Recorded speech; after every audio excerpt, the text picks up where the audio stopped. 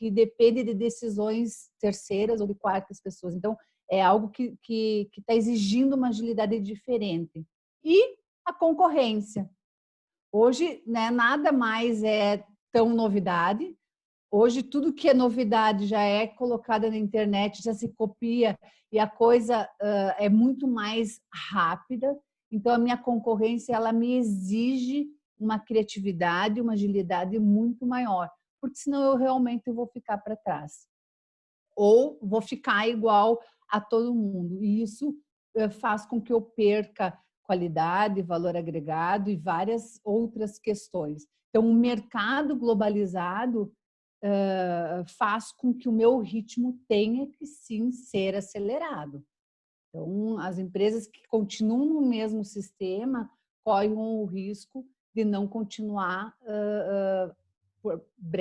por pouco tempo, elas não vão mais existir. E a empresa está ali no meio, massacrada, com todo esse contexto novo, e a gente está falando aí de muito pouco tempo. A minha primeira formação foi ciência da computação, e eu conheci o computador eu vou revelar a minha idade agora, né? Na minha faculdade. Então, vejam que a gente está falando aí de 10, de 20 anos, onde tudo isso aconteceu. E quando a gente fala de comportamento, quando a gente fala de adaptação, de flexibilidade, o ser humano ele precisa de um tempo maior para aprender a fazer diferente. Porque eu aprendi lá com meu pai, com meu avô. E eles faziam sentido porque eles aprenderam 20, 30 anos, era sempre a mesma coisa. Hoje eu não posso mais fazer o que meu pai faz. E aí, como que eu vou fazer?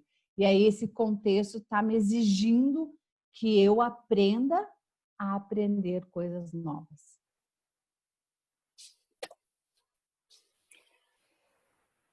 E aí, como eu falei, o nosso mercado globalizado, né? A pandemia ela só acelerou isso, então nós estamos verdadeiramente sem fronteiras, tanto empresas que trabalham com desenvolvimento, com tecnologia, todas as empresas hoje estão sem fronteira, globalizados e concorrendo com o mundo. Eu não estou mais concorrendo com o meu vizinho ou com a pessoa que está do meu lado ou com a empresa que está na minha mesma cidade. Então, o básico é eu oferecer um serviço de qualidade. Se eu hoje, como empresa, estou lutando para ter qualidade, eu estou fazendo só o básico. O meu diferencial verdadeiramente é eu poder atender a necessidade do cliente, é eu poder olhar para o cliente e jogar junto com ele, é estar junto com ele, é criar junto com ele e aumentar esse valor agregado. Então, hoje o diferencial é o relacionamento. É eu poder estar junto com o cliente, gerando confiança, que eu vou estar com ele para onde ele conseguir ir, inclusive oferecendo e criando com ele. Eu não vou simplesmente ficar esperando, o meu cliente pediu, eu vou lá e faço. Não, eu vou estar junto para poder criar e poder desenvolver coisas que talvez ele nem tenha noção que ele precise. E esse é o grande diferencial das empresas.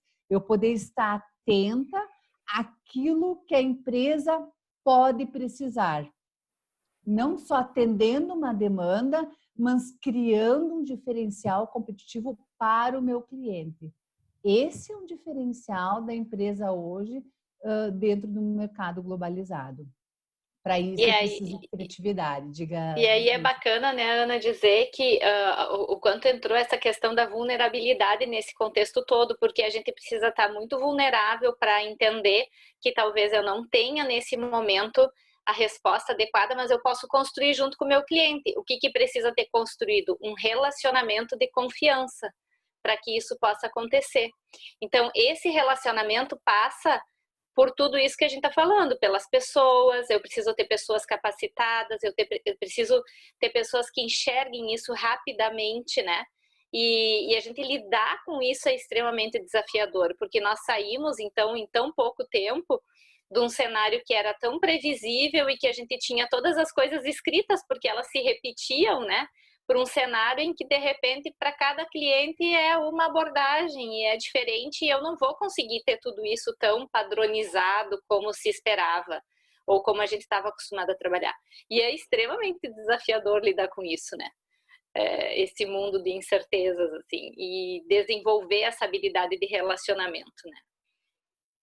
E é isso, né, Deise? Eu acho que esse é o grande aprendizado. Não que eu não tenha que fazer um planejamento futuro, não que eu não tenha que olhar para minha empresa daqui a 1 ano, daqui a 3 anos, daqui a 5 anos, mas eu preciso estar atento que esse meu olhar, ele pode precisar de adaptações recorrentes, para que eu possa também estar redefinindo esses objetivos futuros. Porque o meu cenário, o meu contexto está mudando de uma forma absurda. Então, eu preciso estar com o olho no meu contexto externo, um olho maior ainda no meu cliente e atento a isso e me adaptando a esse contexto. Então, essa é a grande transformação que as empresas estão passando. E se elas não estiverem organizadas no sentido de integradas, né, as equipes falando a mesma linguagem e pensando do mesmo, não vou falar do mesmo jeito, porque pensar diferente também agrega, mas que elas possam se escutar e se permitir criar coisas a partir desses diferentes, de uma forma respeitosa, de uma forma que vai efetivamente agregar, vai ser essas as empresas que vão sobreviver e vão se dar muito bem no futuro, de uma forma alinhada, de uma forma organizada, com uma comunicação muito clara. Então, exige empresas preparadas, que é o que eu estava falando. Adaptar-se rapidamente a novas tecnologias e responder de forma ágil à necessidade dos clientes. Então, é isso que eu estava falando antes. As empresas elas precisam ser rápidas. E aí, nós precisamos quebrar hierarquias. Eu não posso mais depender que o meu chefe ou que o meu líder, que o empreendedor, que o diretor tenha uma ideia para que eu execute. Nós precisamos hoje de todas as equipes e todas as pessoas integrantes da empresa pensando junto, trazendo ideias, olhando para a necessidade do cliente e propondo possibilidades. Não podemos ter mais equipes só executoras. E é muito comum nós termos equipes que estão acostumadas a receber ordens. E isso é uma grande transformação, porque eu preciso ensinar essas pessoas, elas não vão saber de uma hora para outra a pensar. Elas estão acostumadas a receber ordens e a não se responsabilizar por aquilo que elas fazem. Não é culpa delas, é culpa dessa hierarquia, é culpa do sistema que sempre existiu e que agora está precisando dessa grande transformação. E tem jeito, né?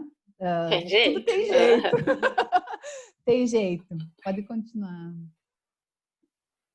Por isso que a gente fala, né? Quando a gente fala de uma gestão integrada e a gente fala que ela é a nossa bússola, porque quando a gente pensa na bússola, é aquilo que vai nos dar a direção. E aqui, o nosso trabalho, ele provoca que toda a organização, que todas as pessoas, todas mesmo, vão para a mesma direção. A bússola vai ser o norte, para que toda a energia das pessoas, elas sejam centralizadas e sejam colocadas numa direção só. Não jogando um setor contra o outro ou concorrendo, que é muito comum acontecer dentro das empresas, porque o comercial precisa vender, porque a operação precisa entregar qualidade. Tudo isso é super verdade. O que cada um pode fazer para um ajudar o outro e isso acontecer de uma forma mais fluida para que o objetivo seja alcançado. Então, a bússola aqui é esse objetivo maior. É essa potência que pode ser dada para a empresa para que esse objetivo, esses resultados sejam alcançados de uma forma mais integrada, saindo do individual e indo para o coletivo. Eu estou um pouco preocupada com o meu tempo aqui. Não, vai lá, vai lá. E o que significa esses dois mapas aí? Vamos ver se vocês conseguem adivinhar. Vocês imaginem que antigamente nós fazíamos um planejamento estratégico. Eu fiz planejamento estratégico para 10 anos e seguia esse planejamento estratégico para 10 anos. Isso não é mais possível. Então, antes nós andava no offline mesmo. Então, o que significa isso? Eu estou hoje, né, aqui, eu defini um objetivo para 5 anos lá na frente e eu, né, segui o plano. Não precisava me preocupar com o contexto, eu não precisava me preocupar com a rota, ela já estava definida. As minhas ações, as minhas estratégias, as minhas diretrizes, as minhas ações táticas, elas já estavam todas definidas e eu só executava. O contexto tem mudado de uma forma muito rápida e exige que nós andemos mais no modo Waze. O que significa isso? Se mudar o contexto, se tiver um buraco na estrada, se a minha rota em determinado momento vai estar com muito movimento, eu posso desviar. Mas vamos pensar que o meu objetivo ele não mudou, o meu resultado, o meu desejo de resultado, ele vai ser o mesmo, o meu ponto final vai ser o mesmo, mas eu posso sim definir novos caminhos conforme o contexto. E olha só a agilidade que eu preciso ter, porque pode ser na próxima quadra eu tenho que virar para a direita. Pode ser na próxima quadra que eu tenho que virar para a esquerda. E se eu não estiver atento a esse contexto, eu vou entrar no engarrafamento e eu vou ficar trancada ali. Então, essa é a simbologia quando a gente fala que hoje a liderança precisa estar ligada no modo Waze, precisa estar atenta às coisas que estão acontecendo para, sim, desviar a rota, mudar processo, aplicar novos métodos para dar conta, para atingir o resultado comum. E aí, né, a gente olha a situação atual das empresas e a gente observa que 85%, a gente está falando aí de uma grande maioria, não consegue nem identificar a meta mais importante da empresa. Se essas pessoas não sabem a meta mais importante da empresa, elas não estão gastando essa energia para isso. Elas estão, eu fico me perguntando, elas estão gastando energia para onde? Para que lado? E aí começa a se perder força com relação à energia e aos resultados que se precisa.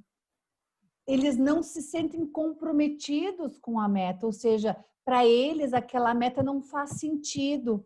E quando não faz sentido, quando não existe uma motivação interna para que eu busque aquele resultado, eu dificilmente vou estar empenhado. O meu foco vai estar nesta direção. E a gente está falando de 81%. Assim, é um pouco até assustador o desperdício de energia que a gente enxerga, né, só nesse pequeno movimento da meta mais importante e do comprometimento com essa meta. Então, só aí a gente tem grandes oportunidades para poder estar pensando como que a gente pode estar, então, envolvendo essas pessoas na meta para potencializar essa energia.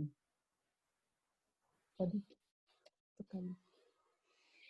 Então, e aí a gente vai para outros dados. 51% das horas são para resolver coisas, muitas vezes sem relação com a meta. Olha só para onde que está indo essa energia. De novo, né? Se eu não estou empenhado em executar de uma forma que vai estar indo em direção à meta, eu estou desperdiçando energia. Essa equipe ela não está voltada. E esse é um dos principais motivos que as empresas não atingem os seus resultados. E eles não sabem, nem sabem de que forma podem ajudar a empresa a atingir a meta. E aí eu me remeto àquilo que eu comentei antes. Normalmente são equipes que estão ali para executar, que não pensam.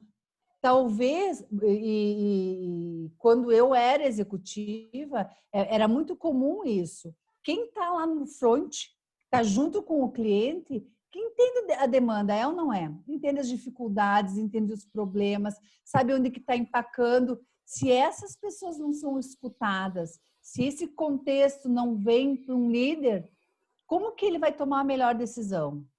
Não vai tomar a melhor decisão. Só que se eu tenho uma equipe que só executa, esse líder está tomando decisão com base num contexto que não é real.